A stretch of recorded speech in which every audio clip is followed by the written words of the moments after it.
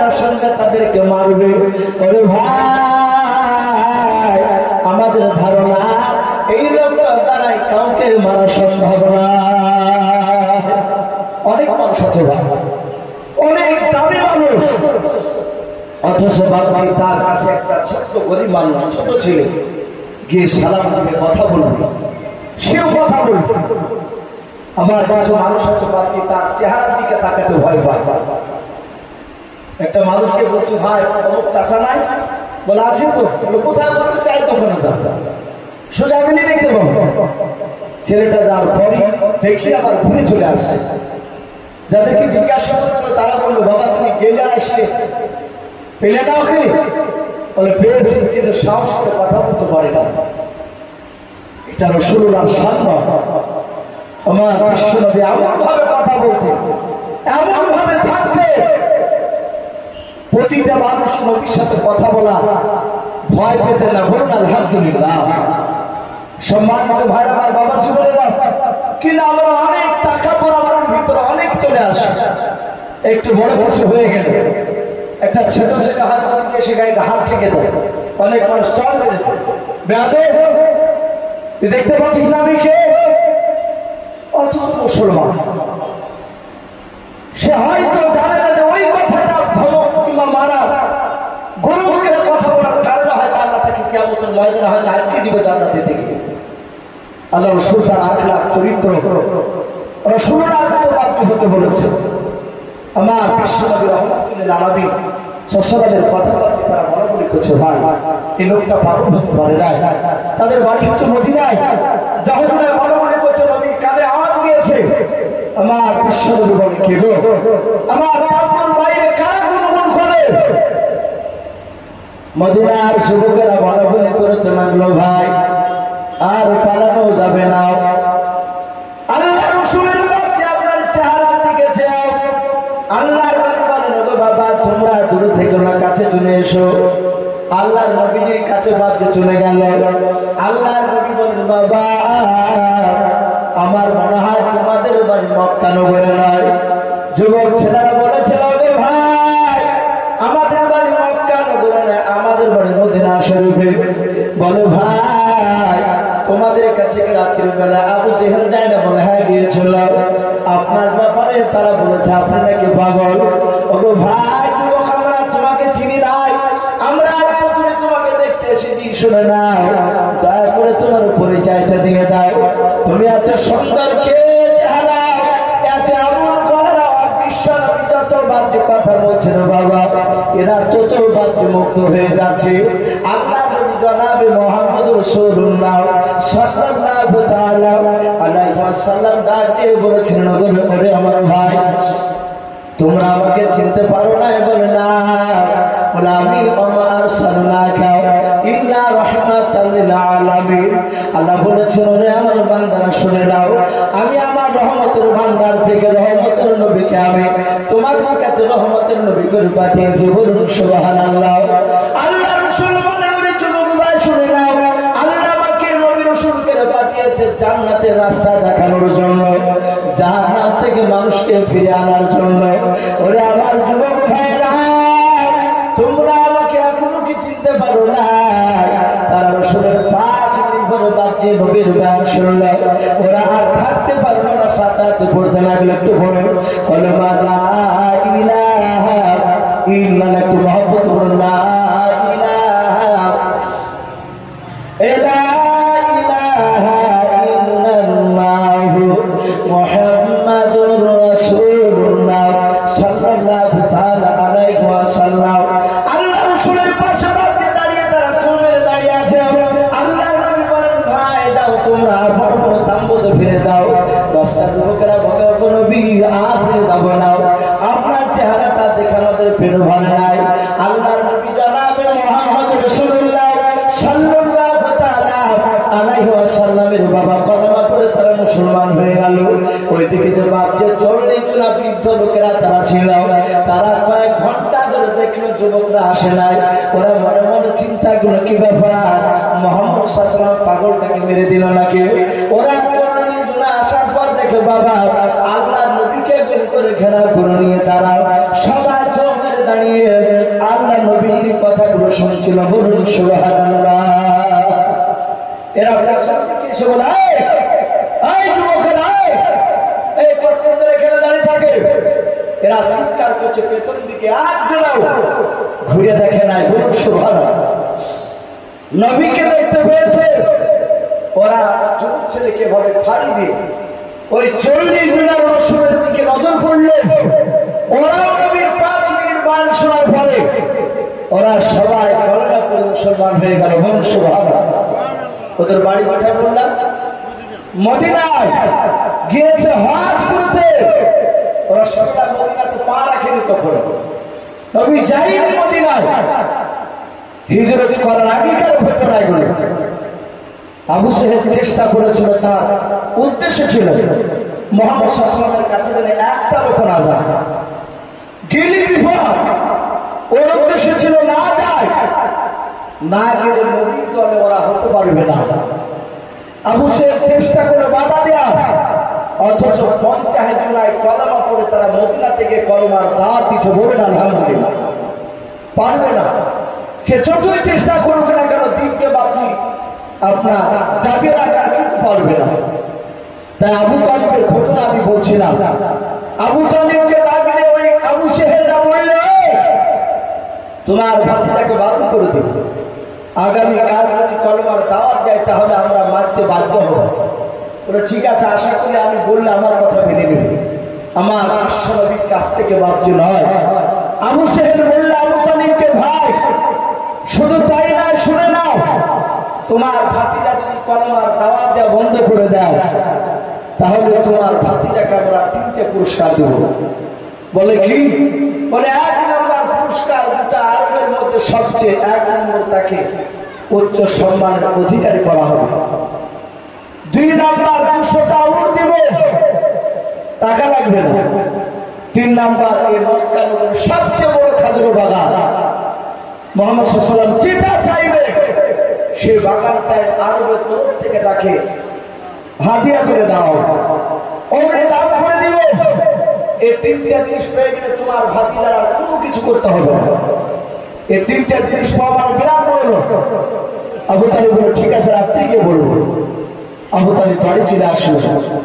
রাসূলকে নিয়ে 8 বছর থেকে নিয়ে বাকি 25 বছর পর্যন্ত পুরা কয়েক বছর আবু তালিব একই সঙ্গে খাবার খেতে। আবার 25 বছর থেকে রাসূলুল্লাহ 25 বছর খাদিজার সাথে বিয়ে দিয়ে 40 বছর পর্যন্ত নয়, তারও কয়েকদিন আবু তালিবের সাথে একসঙ্গে বাসার খাবার খাইনি নবী, খাদিজার সাথে খেতে। আবু তালিব বাড়িতে এসে তার বিবিকে বলল, বিবি একটা বাসনে 2 মানুষের খাবার সাজাও।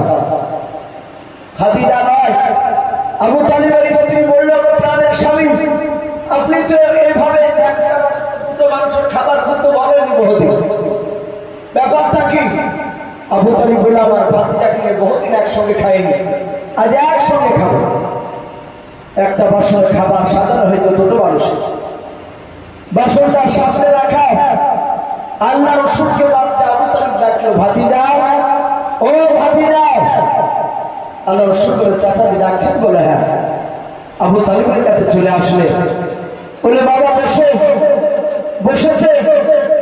আবু তালিব চিন্তা করলো, আমি খাবার খাওয়ার আগে বলবো না পরে বলবো। আবু তালিব ঈমান না আনলো, মক্কা নগরে যখন বড় একটা নেতা, নিশ্চয় বুদ্ধি আছে। আবু তালিব চিন্তা করলো, না আমার ভাতিজাকে খাবার খাওয়ার আগে আমি বলবো না। আগে যদি বলে দিয়ে আবু সেহেলের কথা বলো, হয়তো আমার ভাতিজা দুপুরের খাবার খাবে না। আর যদি ভাতিজা খাবার না খায়, আমি তার চাচা গোটা রাত্রি আর ঘুমাতে পারবো না। বলুন সুবহানাল্লাহ। আবু তালিব সিদ্ধান্ত করলো, না আমি খাবার খাওয়ার পরে বলবো। এখান থেকে ভাবছি আমাদের যাদের সন্তান রয়েছে তাদের এই শিক্ষাগুলো দরকার। আমাদের অনেক কিছু মানুষ আছে, সন্তান ভুল করে, যদি তার স্ত্রী বলে যে তোমার ছেলে অমুক কাজ করেছে, কিংবা হয়তো পাড়াতে বলেছে, বিচার দিয়েছে যে তোমার ছেলে এরকম অমুক কাজ করেছে, বাড়িতে এসে দেখছে তার সন্তান খাবার খাচ্ছে, হয় খাবার খেতে বসছে, কিংবা হয়তো 2-1 বার মুখে দিয়েছে। অনেক বাপ রয়েছে তার জোর করে এই শিকার তার কাছ থেকে ভাতের থালাটা কেড়ে নেয়, কেড়ে নিয়ে বলে খেতে বলে বেরিয়ে যাও। এরকম আছে না নাই বলে? অনেকে করে। অনেক সন্তান বাপকে মার খায়, সহ্য করতে না পেরে আত্মহত্যা করে, হয় গলায় দড়ি দেয়, নাহলে বিষ খায়, নাহলে ছাদ থেকে ঝাঁপ দেয়। কিন্তু ভাবছে না খাবার খেতে বসলে সে সময় কথাটা বলা ঠিক নয়। একজন আবু তালিব বলছে না আমার ভাতিজা খাবার খেয়ে রে, তারপরে বলবো। আল্লাহর নবী জনাব মুহাম্মদ রাসূলুল্লাহ সাল্লাল্লাহু তাআলা আলাইহি ওয়াসাল্লাম আবু তালিব বলল ভাতিজা খাবার খেতে তুমি শুরু করে দাও রে বাবা। আল্লাহর রাসূল হাত করে জোরে করে বলেছিলেন চাচা আপনি এটা ভালো জানেন এক বছরে চাচা ভাতিজা খাবার খেতে বসলে চাচা আপনি আগে আগে খাবার না খেলে আমি খাবার খাই নাই। বলুন সুবহানাল্লাহ। আল্লাহর নবী ডাক দিয়ে বলেন চাচা আপনি আগে খাবার খান তাহলে আমি খাবো। যাতে এই কথা বলেছেন আবু তালেব বলেছিল ভাতিজা তুমি আমাকে এত ভালোবাসো বলে হ্যাঁ চাচা আপনাকে আমি সারা পৃথিবীতে বেশি ভালোবাসি। ওগো চাচা শুনে না আপনি খান বলো ভাতিজা আর ধৈর্যের ধরে রাখতে পারলাম না রে বাবা। শুনে নাও আমি শেষে বলবো ভেবেছিলাম আর বলতে আমি থাকতে পারলাম না। আমার নবীকে বুকের সাথে আবু তালিব জড়িয়ে ধরলাম। আল্লাহর রাসূলের বাদে কপালে চুমা দিলাম। চুমা দেওয়ার পর কাঁদে আর বলল ভাতিজা আজকে দিনের বেলা কি আবু জেহেলের সাথে তোমার কি দেখা হয়েছিল? আল্লাহর নবী বলে চাচা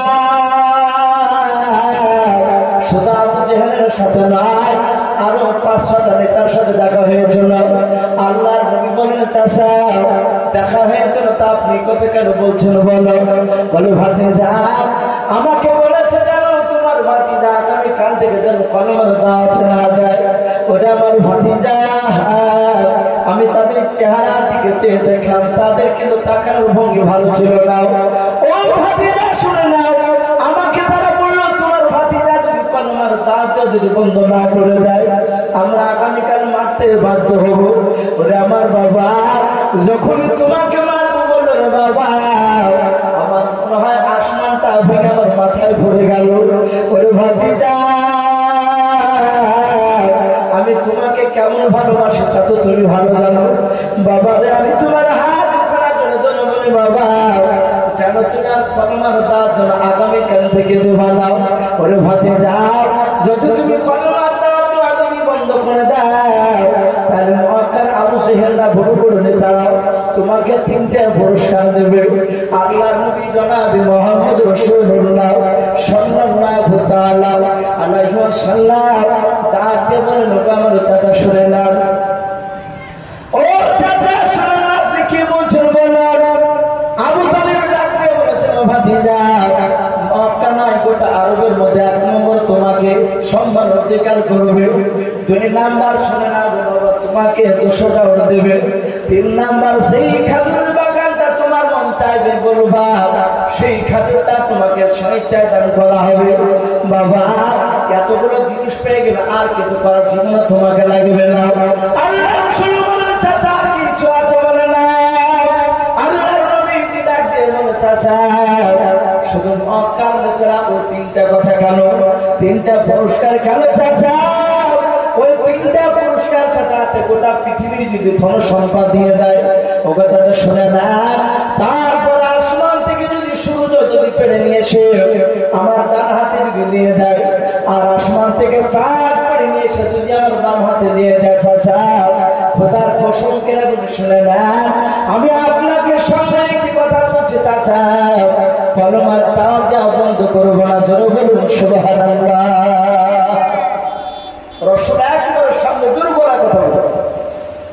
আবু তালিবের চোখ দুটো লাল হয়ে গেল। যে চোখ দিয়ে পানি ঝরছিল রাগে লাল হয়ে গেল। বলে ভাতিজা সত্যিকারে তুমি কলমার দাওয়াত দেওয়া ছাড়বে না? বলে না। বলে চাচা খোদার কসম করে ছাড়বো কলমার দাওয়াত দিবই। সাদা হাতে বাপজি আবু তালিব বলে, ভাতিজা আমিও লাখ 2-4 কসম কেন? মক্কা নগরের শেষ সময় সবচেয়ে বড় দেবতা তারা লাখ তুসাকে বলতো। সাদা হাতে বললে, আমি লাখ 2-4 কসম কেন বলে শুনে নাও, আমার শরীরে কণ্ঠে জান থাকা পর্যন্ত মক্কার কোন লোক তোমার শরীরে এক ফোঁটা ছিটকে ফেলতে পারবে না। জোরে বলুন সুবহানাল্লাহ, আরো জোরে বলুন সুবহানাল্লাহ। তাহলে আবু তালেব বিশ্ব নবীকে এই কথা দিলে, এই নবীকে ভালোবাসতে না, কথা বলে ভালোবাসা। নবী নিজের জবানে বলেছেন গোটা পৃথিবীর ভালোবাসা একদিকে, আবু বকর বাদ দিয়ে সমস্ত মানুষের ভালোবাসা অপর দিকে যদি করা হয়, রাসূল বলছেন আমার চাচা আবু তালেবের ভালোবাসার মতো হবে না, এত ভালোবাসা। কিন্তু এই আবু তালেব জান্নাতে না জাহান্নামে? একটু জোরে বলুন বাবা। আবু তালেব জাহান্নামী, এ জান্নাত যাবে না, এটা রাসূলুল্লাহ বলেছে। একটাই কারণ, নবীর সুন্নাতকে সে মানেনি। নবী যেভাবে চলতে বলেছে সেভাবে চলে, কিন্তু নবীকে ভালোবাসা। আবু তালেব বেঁচে থাকা অবস্থায় এই প্রতিশ্রুতি দেওয়ার পরে রাসূলুল্লাহকে মানতে পারতো না। আবু তালেবকে এসে বলতো, চাচা আপনাকে আপনার ভাতিজাকে মারছে, কে বলে আমাকে বলবে না। আবু তালেব ছুটে যেতে, আর আবু তালেবকে দেখি তারা পালিয়ে যেত। এই আবু তালেব রাসূলুল্লাহ ইন্তেকাল করার সময় তো কলমা পড়ে। আবু সুহেল 2টা লোক বসে রেখেছিল 24 ঘন্টা। আবু তালেবকে বলতো, ভাই খবরদার তোমার ভাতিজা যেন কলমা পড়ে। ও একটা জিদে ছিল, বলে না ভাই আমি খবরদার, এই আমার কথাকে তোমরা দুর্বল ভেবে না, আমি বেঁচে থাকা পর্যন্ত মুহাম্মদ সাল্লাল্লাহু আলাইহি ওয়াসাল্লাম ধর্মান করব। আল্লাহ রাসূল বসে কাঁদছেন, বলছেন চাচা একবার কলমা পড়ে আমি কিয়ামতের ময়দানে কোটি কোটি মানুষের যেদিন সমাগম হবে, সেদিন আমি একবার বলতে পারবো, আল্লাহ আমার চাচা একবার কলমা পড়েছিল। আবু তালেব দিয়েছিল, ভাতিজা ওই দেখো আমার বিছানাতে আমার পাশে আবু তালেবের লোকরা বসে আছে, আমি যদি এই সময় কলমা পড়ে মারা যায়, লোকেরা বলবে আবু তালেব মৃত্যুর ভয়ে কলমা পড়ে নিয়েছিল। এটা আমার অসম্মান করা হবে। তাই বাবা আমি তোমার কলমা আমি পড়বো না, তোমাকে ভালোবাসি। দেখো যারা নবীর জন্মদিবস উপলক্ষে নামাজ পড়বেন না, বিশেষ করে বাপটি মিটিং মজলিসে খিচিড়িতে বেশি যারা গুরুত্ব দিবে, নামাজ পড়বেন না, তাহলে বাপটি রাসূলুল্লাহকে ভালোবাসা হলো না। এগুলো আবু তালেবের মতো মুনাফিকের মতো ভালোবাসা হবে। এগুলো আপনার সে ভালোবাসা কাজে আসবে না। আবু তালেবের যেমন ভালোবাসা কাজে আসলো না। কিতাবে লিখেছে মওতের সময় যখন তার জানটা বেড়ে গেল, আমার রাসূলুল্লাহ কাঁদতে লাগলে আবু তালেব নয়, জিবরিল আলাইহিস সালাম বললেন রাসূলকে, ইয়া রাসূলুল্লাহ হাবিবাল্লাহ ইন্নাকা লা তাহদি মান আহবাবতা, হে নবী আপনি হেদায়েতের মালিক নন, হেদায়েতের মালিক কে? আমার আল্লাহ। তা আপনি এভাবে কাঁদছেন কেন? বলে আমি বড্ড ভালোবাসতাম, আমাকে বড্ড ভালোবাসতাম। এই ভালোবাসার কারণে আপনার চাচাকে জাহান্নামের সবচেয়ে ছোট আযাবটা দেওয়া হবে। আল্লাহ রাসূল বলেন, আপনি কি ছোট আযাব? বলে জাহান্নামের সবচেয়ে ছোট আযাব আগুনের 2টো জুতে পরে দেওয়া হবে আপনার চাচার পায়ে। হে রাসূল ওই ছোট আযাবে এত তীব্র হবে, যখন এই জুতোর দোকান পায়ে দেওয়া ছাড়া তাহলে তো জাহান্নামে থাকবে, আর সেকেন্ডের মধ্যে তার মাথার মগজ টকটকে ফুটবে। এটা যদি জাহান্নামের ছোট আযাব হয়, তাহলে আর সব আযাবগুলো কত ভয়ঙ্কর। এত যদি ছোট আযাবে যদি বাপটি এত যদি আপনার কষ্ট হয়, এই জন্য বাপটি খুব সাবধান। আল্লাহ রাসূলের বাপটি সুন্নাতের উপর মানা লাগবে। আমি বলছিলাম যে আবু তালেব রাসূলুল্লাহকে গায়েব হিসেবে রাখতে, আল্লাহ রাসূলের চাচা তার আগে নয়, রাসূলুল্লাহর চাচা আবু তালেব যখন ইন্তেকাল করলে সেই বছরটাকে বাপকে সুখের বছর বলা হতো, দুঃখের বছর। তারপরে বাপকে কিছুদিন পরই রাসূলুল্লাহ অর্ধাঙ্গিনী বিবি মা খাদিজাতুল কুবরা রাদিয়াল্লাহু তাআলা আনহা তিনি ইন্তেকাল করলেন। রাসূলুল্লাহকে যে দুটো মানুষ বেশি ভালোবাসতো তারা কেউ নেই। আমার বিশ্বনবী এত দুঃখিত, এত বাচ্চা আপনার ভেঙে পড়েছে। মক্কা নগরে নয়, মক্কা নগরে কলেমা দাওয়াত দিতে গিয়েছে। আর ওই সময় আমার বিশ্বনবী রহমতের নবীকে বাপজি আবু সাহেবের লোকেরা, উতবা সাহেবার লোকেরা মেরে রাসূলুল্লাহর কপাল ফেটে দিয়েছে। নবীর মাথা বেয়ে বেয়ে শরীর বেয়ে রক্ত ঝরতেছে। আল্লাহ রাসূল সাল্লাল্লাহু তাআলা আলাইহি ওয়াসাল্লাম মার খাওয়ার পর নবী আমার প্রথমে আবু তালেবের বাড়িতে আসতে এসে বলতে হবে, চাচা আপনি শুনতে পারলি আমাকে অমুক লোক ধরে মেরেছে। আবু তালেব বলে এত বড় স্পর্ধা। আবু তালেব ছুটে গিয়ে তাকে নিয়ে শাসন করতে বলত। আল্লাহ রাসূলের চাচা নাই, নবীজি দরজা আবু তালেবের দরজা এসে কাঁদে, এখানে চাচা নেই, আমাকে সাহায্য করার আর কেউ নেই দুনিয়ার মানুষের মধ্যে থেকে। আবার ছুটলেন তার অর্ধাঙ্গিনী বিবি খাদিজার ঘরে। খাদিজার দরজার কাছে দাঁড়িয়ে বলছিল, খাদিজা, ও খাদিজা তুমিও তো নেই, খাদিজাকে ভেবে নাও, খাদিজা ইন্তেকাল করে গিয়েছে। আমার চিন্তা করছিলাম কোথায় যায়। ভাইরা আমার, বাবা জীবনে নাও, ওই বছরটা এত দুঃখের বছর ছিল। আল্লাহর নবীর বাপ নিয়ে বাপ রক্ত ঝরতেছে। আল্লাহর নবীর চাচা আমির হামজা বলে বাপ যে একটা নবীর চাচা ছিল বাবা।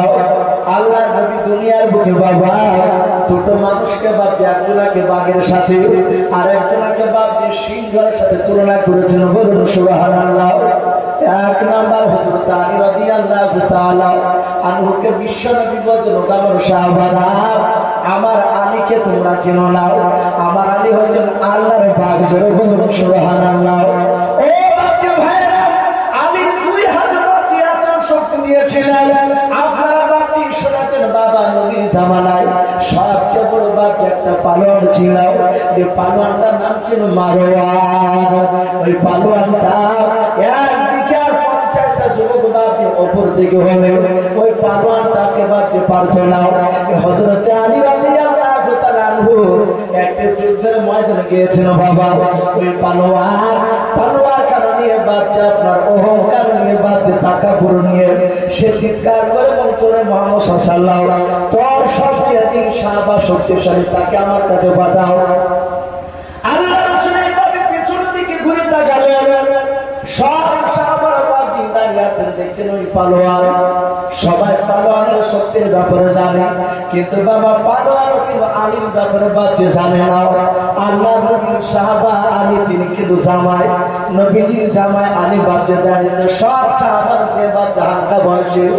আল্লাহ নবীজি বলেন, সাহাবা তোমাদের মধ্যে থেকে শক্তিশালী সাহাবা কে যাবা? আলী হাত উঁচু করে বলছেন, ইয়া রাসূলুল্লাহ ইয়া হাবিবাল্লাহ, হুজুর আপনি চিন্তিত হবেন না, এই পালোয়ানের জন্য আপনার আলী জামাই যথেষ্ট। বলুন সুবহানাল্লাহ। সঙ্গে সঙ্গে বলুন, আমি একাই যথেষ্ট।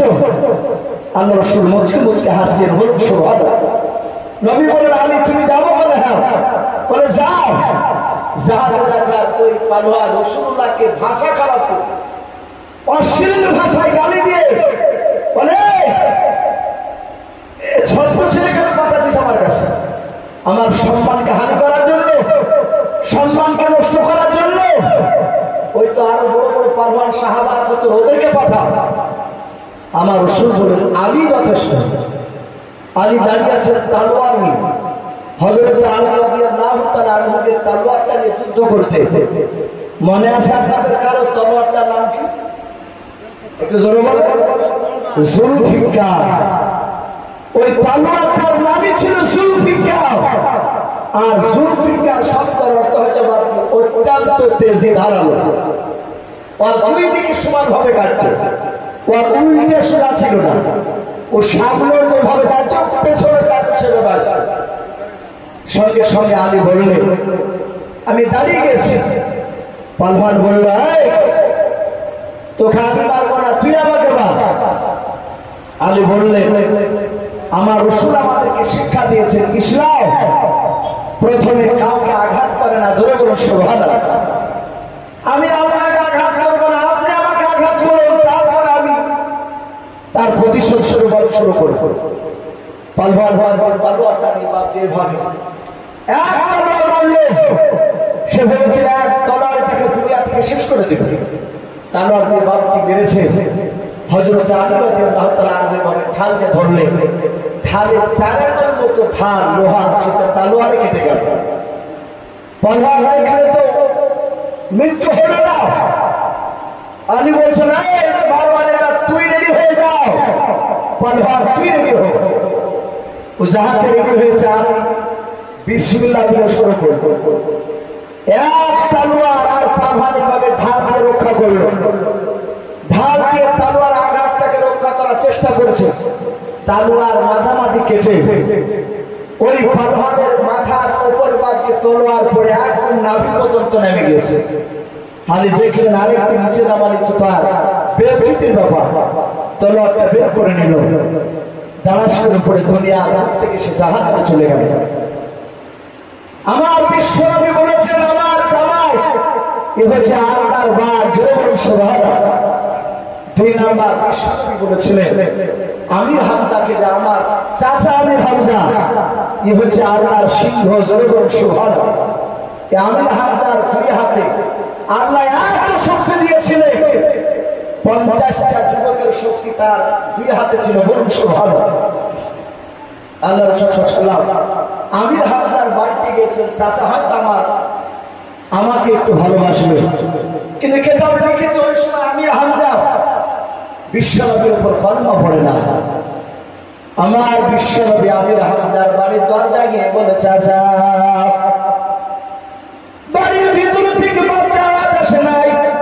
আবার বিশ্বনবী বলে, চাচা ভেতর থেকে আমির হামজার স্ত্রী বলে, কে গো?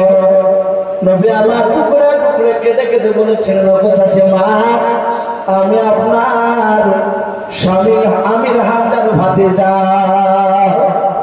যাহাতে ভাতিজা বললেন, বলে কি ব্যাপার, কি হয়েছে তোমার, কেন তোমার চাচাকে ডাক দিয়েছো? বললাম ডাক দিয়ে বলেছিল চাচা নাই বাড়িতে। বলে না বাড়িতে নাই।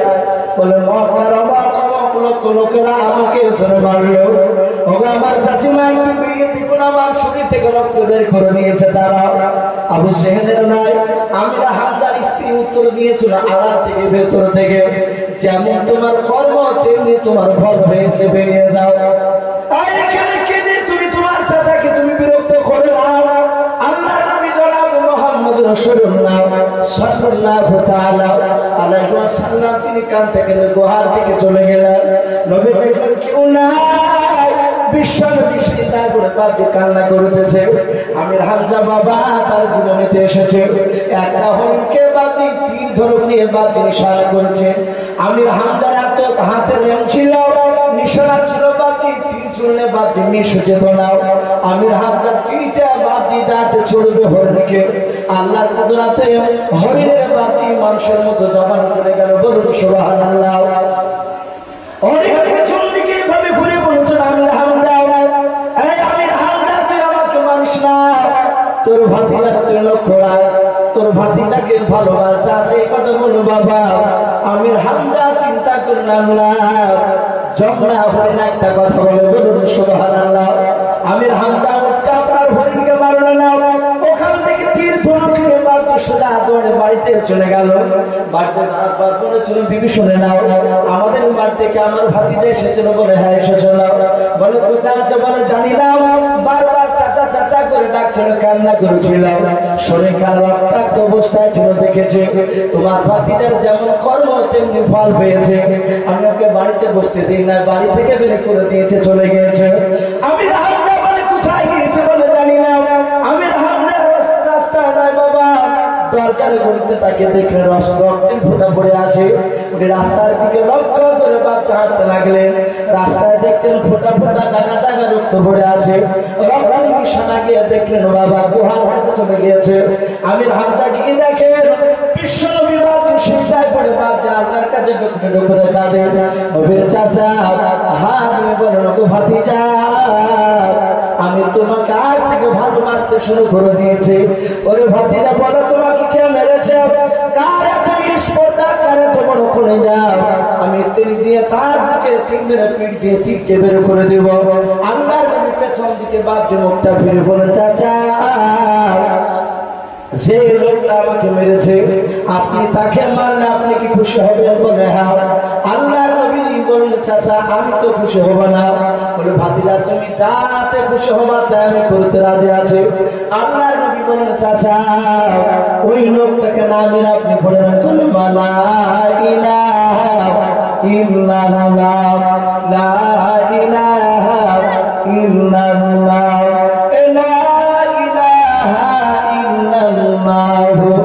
মুহাম্মাদুর রাসূলুল্লাহ সাল্লাল্লাহু তাআলা আলাইহি ওয়াসাল্লাম। এই রাসূলুল্লাহর আব্দুল চাচা আমির হামজা, অথচ বয়সে আমির হামজার চেয়ে মুহাম্মদ সাল্লাল্লাহু আলাইহি ওয়াসাল্লাম অনেক ছোট। অথচ আমির হামজা রাসূলুল্লাহর কাছে নামাজের মতো করে বসতেন। বলুন সুবহানাল্লাহ। এত সম্মান দিয়ে আদর্শের কথা বলতেন, নবীকে লেনদেন করে কথা বলতেন। ইয়া রাসূলুল্লাহ, এ হাবিব আল্লাহ, অথচ নবীর অনেক বড় আপন চাচা, জানতেন না আখির জামানের রাসূল। একে লেদু করে ডাকা এটা সম্মান, এটা নষ্টকার, এটা বেয়াদবি হবে। আর কিয়ামতের ময়দানে সেটাই যদি আল্লাহ প্রশ্ন করে তাহলে আমরা জবাব দিতে পারবো না। ভাই, বলার উদ্দেশ্য, আমার নবী এত কষ্ট পেয়েছিলেন নবী হযরত আবু তালেব ইন্তেকাল করার পরেও, অথচ বাপজি রাসূলুল্লাহ কথা অনুযায়ী বাপজি সে চলেনি, তাই সে ব্যক্তি বাপজি জান্নাত দিতে পারেনি। আমি আপনাদের সকলকে বলবো, আমার বিশ্বনবীর বাপজির সুন্নাতের উপর আমল করা লাগবে। নবীর সুন্নাতকে মানো, রাসূল যেভাবে চলতে বলেছেন সেভাবে চলা লাগবে। আর বাপজি কিছু মনে করবেন না, আমি একটা নতুন জিনিস দেখেছি এবছর। মসজিদে তাবলীগ গিয়েছে। তাবলীগ আপনাদের এখানে আসেন, বহু জায়গায় তাবলীগ হচ্ছে আলহামদুলিল্লাহ। আবার কিছু জায়গাতে বাপজি তাবলীগ যেতে দেয় না। যে মানুষেরা তাবলীগ যেতে দেয় না খারাপ বলে, তারা জানে যে তাবলীগ চলে আসলে আমাদের এখানে ভণ্ডামি করে যে ইনকাম করি সেটা বন্ধ হয়ে যাবে। এই কারণে বাপজি তাবলীগ ওয়ালাদেরকে খারাপ বলে। তাবলীগ ওয়ালারা খারাপ নয়, কিন্তু এখন কিছু তাবলীগকে দেখতে পাওয়া যাচ্ছে, সবাই না, এই কিছু তাবলীগ দেখা যাচ্ছে নবী রাসূলের নাম করে। সেখানে বাপজি আমরা সুন্নাতের উপর আমল বেশি করছি না। খাবার খেতে বসেছি, তো খাবার খেতে বসে একা একা বাপজি বাসন নিয়ে খেয়েছে। আর তাবলীগের খাবারের নিয়ম দেখতে পাবে, এক একটা বাসনে 3 জন 4 জন করে খায়। এটা তাবলীগ খাওয়া। আমি জিজ্ঞাসা করছি, ভাই কি ব্যাপার, আপনাদের বড় খানচা নাই? আর আমি দেখেছি ভাই, এটা আমার জন্য কথা বলছি, তাবলীগ আমার ভালোবাসা। মাঝে মাঝে সময় বাপজির দিন একেবারে রেগুলার দিতে পারি, কিন্তু আমাদের গ্রামে মসজিদে তাবলীগ গেলে তার বাপজি পেছনে একটু ঘুরে। তো তাবলীগের খাবার একসঙ্গে খানচায় যখন ওরা খায় তখন বাপজি আমাদের খেতে মন চায়। এবার আলের মানুষ একটু বসে খেতে হয়, আর খেতে বলে বাপজি লজ্জা করি না, উনি বসে যায়। ওদেরকে হয়তো আমরা দাও দিয়ে বাপজি খাওয়া। তো আমি দেখছি ওরা খানচাতে খাবার খাচ্ছেন, একটা একটা করে বাসনে খাবার আলাদা আলাদা করে খাচ্ছে। আমি সাথে বললাম যে ভাই কি ব্যাপার, এ বড় আপনাদের বাসন নেই? কি ব্যাপার, 2 জন 3 জন করে তো সব খাবার খায় একটা বাসনে, আপনার দোয়া করবো। আচ্ছা মৌলানা সাহেব, একসঙ্গে খাবার, অনেকের খাবার রুচে না, বলুন আস্তাগফিরুল্লাহ। অথচ তাবলীগে এসে রুচে না তা বলছে, তাই আপনার খাবার আপনার খাবার এক এক বসে খাচ্ছে, অন্য কাউকে নিচ্ছে। বলে কার মুখের দুর্গন্ধ আছে আর এখানে কি সহ্য করতে পারবো, এ সত্যি খারাপ বেশি। কিন্তু আগে তো বাকি তো সুন্নাত নয়। আল্লাহ রাসূল সাল্লাল্লাহু তাআলা আলাইহি ওয়াসাল্লাম পাগলদেরকে নিয়েও এমন ভাবে তাদের সাথে ব্যবহার করতে। একসঙ্গে খাবার খাওয়া মানে বাপজি, এটা রাসূল বলেছেন একজন আর 8 আর একজন আর 8 বাপজি শেফা শুরু করুন আলহামদুলিল্লাহ, অসুখ শুরু। আবার মানুষ একসঙ্গে খাবার খেতে বসে অনেক মানুষের ইমানও আপনার তার দিল শক্ত থাকলে নরম হয়ে যায়, বেঈমান থেকে সে ইমান দিয়ে চলে আসে ব্যবহার আখলাক চরিত্র থেকে। ওটা ঠিক না, একসঙ্গে খাবার খাওয়া এটা সন্ন্যার তরিকা চালু করা, এটা রাখা দরকার, বন্ধ করা ঠিক নয়। এটা সবাই না, কিছু কিছু ক্ষেত্রে বলছে ভাই, কিছু কিছু তাবলীগ। আমি বলছিলাম আমার বিশ্বনবী জনাবে মুহাম্মদ রাসূলুল্লাহ সাল্লাল্লাহু তাআলা আলাইহি ওয়াসাল্লাম তিনি বলেছেন, আমি প্রথমে হাদিসটা পড়েছিলাম, ইন্নাল্লাহা লা ইয়ানজুরু ইলা সুওয়ারিকুম ওয়া আমওয়ালিকুম ওয়ালাকিন ইয়ানজুরু ইলা কুলুবিকুম ওয়া আমালিকুম। নবী বলেছেন কিয়ামতের ময়দানে কারো চেহারা দেখবেন না, ওয়া আমালিকুম কারো ধন সম্পদ দেখবেন না। সাহাবারা বললেন ইয়া রাসূলুল্লাহ কিয়ামতের ময়দানে কি দেখবে? নবীজি বলেন ওয়ালাকিন ইয়া রাসূলুল্লাহ, আল্লাহ রাসূল বললেন ইন্নাল্লাহা লা ইয়ানজুরু ইলা সুওয়ারিকুম ওয়া আমওয়ালিকুম ওয়ালাকিন ইয়ানজুরু ইলা কুলুবিকুম ওয়া আমালিকুম। নবী বলেন কিয়ামতের ময়দানে দুটো জিনিস দেখবে, এক নম্বর প্রতিটা মানুষের বাপজি আমল খারাপ, দুই নম্বর প্রতিটা মানুষের বাপজি আপনার কলব, দিল, অন্তর খারাপ দেখবেন। জোরে বলুন সুবহানাল্লাহ। যাদের অন্তর দিল পরিষ্কার হবে, আমলের দিক দিয়ে যে বড় হবে, সেই বাপজি আপনার কামিয়াবি হবে। আমরা জানি হযরতে বেলাল বলে একজন রাসূলুল্লাহর সাহাবা ছিল, কি নাম বললাম? হযরতে বেলাল। আমরা জানি আরেকটা লাকাব তার সাথে দেওয়া আছে, বেলাল হাবশী, বলে না? কালো মানুষ দেখলেই বলে বেলাল হাবশী, এ হাবশী দেশের বলবো। এ বেলাল এত কালো কুৎসি, এত দেখতে কালো, তফসিরে লিখেছে তার এই ঠোঁটটা অনেক মোটা লম্বা, তার পায়ের কুণ্ডাটা বাপটি এমনই ফাটা ছিল। তফসিরকার লিখেছেন এক একটা ছোলার দানা, যাকে আমরা বুট বলি, ওই ফুটোতে আপনার দিলে, পায়ের ফাটাতে দিলে বাপটি ঢুকে যেত, এত ফাটা। হযরতে বেলাল হাসলে তার 32টা দাঁতের কালো মাছিরে বেরিয়ে যেত। রাসূলকে চিনে না হযরতে বেলাল। উবাই বিন খালদ ইবনে সুলুল গোটা আরবের মধ্যে সবচেয়ে বড় মুনাফিক নবী নাম দিয়েছিলেন উবাই বিন খালদ ইবনে সুলুল, সবচেয়ে বড় মুনাফিক। তার বাড়িতে বাড়ি গোলামতি করতে হযরতে বেলাল। কিন্তু বেলালের কয়েকটা গুণ ছিল, সে তার মনিবকে ভালোবাসত। বলুন আলহামদুলিল্লাহ। মনিব মানে যার বাড়িতে কাজ করত সে মালিককে মনিব বলা হতো। আর আমরা মনিব বলি কাকে? আল্লাহকে। ওর বাড়ির মালিককে খুব মানত, কার বাড়ির মালিকের কথা খুব মন দিয়ে কাজ করত, ফাঁকি দিত। হযরতে বেলাল এই কথাটা রাসূলুল্লাহর দরবারে আলোচনা হতো। নবী তার নাম শুনেছিলেন, কিন্তু নবী বেলালকে দেখেছিলেন না। প্রথমে বেলাল নবীকে দেখেন নাই। হযরতে বেলাল কয়েকটা উট আর দুম্বা দিয়ে বাপটি মরুভূমির ময়দানে চলাচল। খাজুর গাছের ডাল, খাজুরের জায়গা জায়গা গাছ, প্রচন্ড গরম। এর যা গরম পড়বে বাপটি, আজকে প্রায় মানুষ বুঝতে পেরেছে দিনের পর। এর যে বাপটি কয়েক গুণ বেশি গরম, মক্কার প্রচন্ড গরম। খাজুর গাছের ছায়ার তলে ওই বেলাল দাঁড়িয়ে আছে। সারা পৃথিবীর দরদে নবে জনাবে মুহাম্মদ রাসূলুল্লাহ সাল্লাল্লাহু তাআলা আলাইহি ওয়াসাল্লাম নবী আমার ওই মরুভূমির ময়দান দিয়ে বাপটি হেঁটে যাচ্ছিলেন। আল্লাহ রাসূল বাপকে রৌদ্রে সরে হাঁটলেন।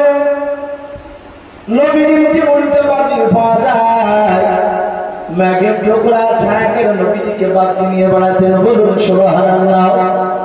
নবী আমার দিক দিয়ে যেতেন, মাথার উপরে মেঘের ছায়া দিত, নবীকে রৌদ্র না লাগে।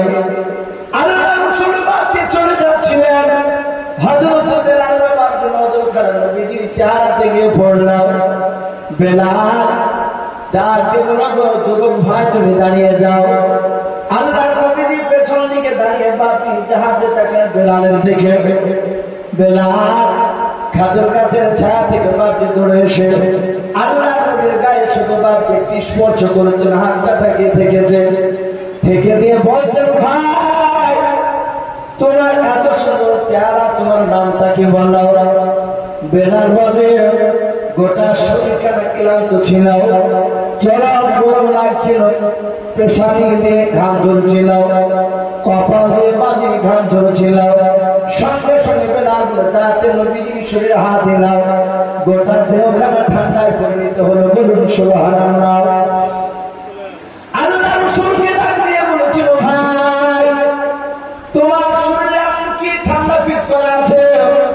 হাত ধোয়ার সাথে শরীরখানা ঠান্ডা হয়ে গেল। ভাই রে তোমার নাম কি? বলো। বিশ্ব নবী বলল, ভাই বেলাল। তোমার নাম বেলাল? বলে হ্যাঁ। বলে বেলাল আমি তোমার নাম শুনেছি, আমার দরবারে অনেক সাথী ভাই আমার তোমার ব্যাপারে আলোচনা করেছিল। বেলাল আমি আখির জামানার পয়গম্বর জনাবে মুহাম্মদ রাসূলুল্লাহ সাল্লাল্লাহু তাআলা আলাইহি ওয়াসাল্লাম। বলুন সুবহানাল্লাহ। হযরত বেলাল নবীর বাপের কথা শুনে বাপের ওই খাটে দাঁড়িয়ে কলেমা পড়ে তিনি মুসলমান হয়ে গেলেন। বেলাল বলে, হুজুর আপনি নবী, আপনাকে নবী বলে মেনে নিলাম, কিন্তু বলুন এই কলেমা পড়ে কি করা লাগবে? রাসূল বলেন, বেলাল কলেমা পড়লে মিথ্যে কথা বলা যাবে না। কলেমা পড়লে 5 ওয়াক্ত নামাজে ফাঁকি দেওয়া যাবে না। কলেমা পড়লে